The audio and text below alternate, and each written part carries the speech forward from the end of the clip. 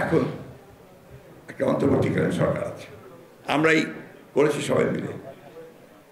আজকে দেশের চারদিকের অবস্থা দেখে অনেকে একটু আতঙ্কিত হচ্ছেন, একটু উদ্বিগ্ন হচ্ছেন, এগুলো কি হচ্ছে। আসলে আপনাদের বুঝতে হবে, আমাদের সেই শত্রুরা যারা সামনে থেকে চলে গেছে, কিছু পেছনে থেকে তারা এই দেশকে আবার অস্থির করে তুলছে। এখানে আমাদেরকে অত্যন্ত সজাগ থাকতে হবে। দুর্ভাগ্য আমাদের যে আমাদের দেশের মানুষেরা কেন জানি না আমরা সহনশীলতার অভাব হয়ে গেছে।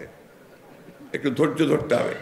আজকে এই সরকারকে আমাদেরকে সহযোগিতা করতে হবে, কারণ এই সরকার ফেল করলে আমরা অভ্যুত্থান ফেল করে যাবে, বিপ্লব ফেল করে যাবে এবং আমরা আবার সেই অন্ধকারে চলে যাব। সুতরাং এই বিষয়গুলো নিয়ে আমার মনে হয় আপনাদের সকলের অত্যন্ত পজিটিভ চিন্তা করা প্রয়োজন। আমি বক্তব্য শেষ করব।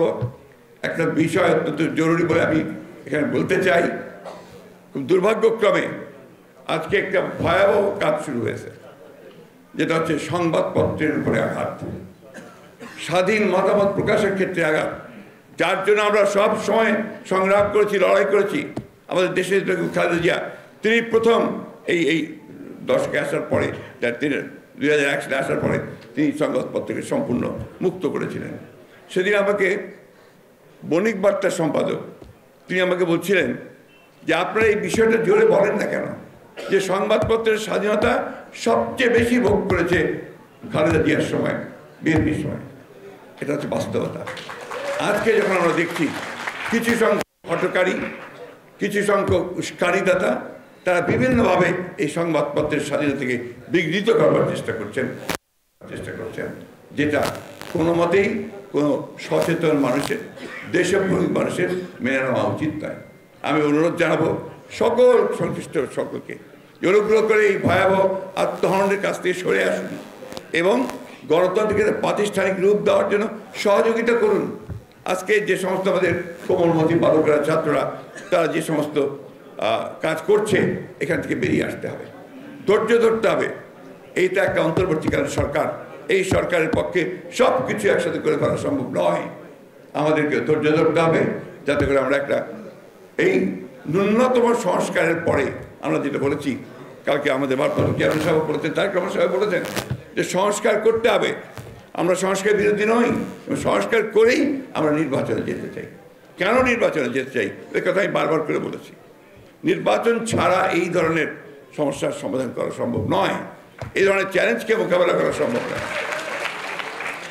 আজকে একমাত্র নির্বাচিত সরকারই পারবে সমস্ত সমস্যাগুলো সমাধান করতে। অন্তত তার পেছনে যে জনশক্তি থাকে, যে ব্যান্ডেড থাকে, সেই ব্যান্ডেড নিয়েই সেটা তার পক্ষে সম্ভব হবে। আসুন, আজকে আমরা মোহাম্মদ জয়নুল আবেদিন সাহেবকে আন্তরিক ধন্যবাদ, কৃতজ্ঞতা জানাই যে তিনি একটা আমরা মোহাম্মদ জয়নুল আবেদিন সাহেবকে ধন্যবাদ জানাই যে তিনি একটা অত্যন্ত উপযুক্ত সময়ে একটা কাজ করেছেন, যেটা আমরা মনে করি ইতিহাসে এটা অবশ্যই থেকে যাবে এবং তারেক রহমান সাহেবের সঙ্গে সঙ্গে জয়নুল আবেদিন সাহেবের নামও ইতিহাসে থেকে যাবে। আমি খুব চেষ্টা হয়েছে জিয়া রহমানের নাম মুছে ফেলার, খালেদা জিয়ার নাম মুছে ফেলার, তারেক রহমানকে চিহ্নিত করার যে তারেক রহমান হচ্ছে খারাপ মানুষদের মধ্যে একজন, কিন্তু পেরেছে কি? এদেশের মানুষকে সেটা মেনে নিয়েছে? এদেশের মানুষ তো আজকে আপনার তারেক রহমানকে তাদের নেতা হিসেবে জানে। আমি কয়েকদিন আগে বাজারে গিয়েছিলাম, আমাকে সেই বাজারের যিনি দোকানদার তিনি জিজ্ঞেস করছেন তারেক সাহেব কবে আসবেন। এখন কেন, আপনার কি সুবিধা? উনি আসতে কোনো সমস্যা থাকবে না, দেশ ঢাকা শহর মানুষের মানুষ হয়ে যাবে। এটা হচ্ছে বাস্তবতা। তাই বলি, আমার সবসময় প্রায় কথা বলি আমি, যে ইচ্ছে করলেই কাকে ম্লান করে দেওয়া যায় না, উড়িয়ে দেওয়া যায় না, ইতিহাসকে বিকৃত করা যায় না। কিউবার